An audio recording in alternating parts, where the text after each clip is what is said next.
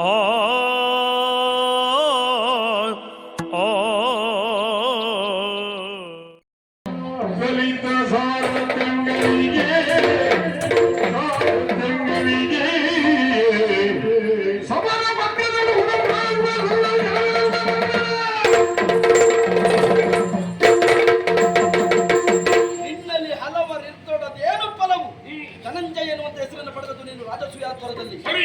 ಗಂಟು ಧನಂಜಯ ಗಂಟು ರಾಜರು ಅಸೂಯ ಪಡುವ ಹಾಗೆ ಗಂಟನ್ನು ಸಂಪಾದಿಸಿದವನೇ ಅಯ್ಯ.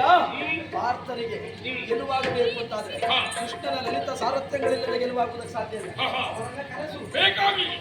ಯಾವಾಗಲೂ ಬೇಕಾಗುವುದು ಯಾವಾಗ ಆ ಸ್ಥಾನ ಕೊರತೆಯಾದಾಗ ನಮ್ಮಲ್ಲಿ ಆ ಸ್ಥಾನ ಕೊರತೆಯಾಗಲಿಲ್ಲ. ಸಾರಥಿ ಇದ್ದಾರೆ ಅಂತ ಅವನ ಅವಶ್ಯಕತೆ ಏನುಂಟು?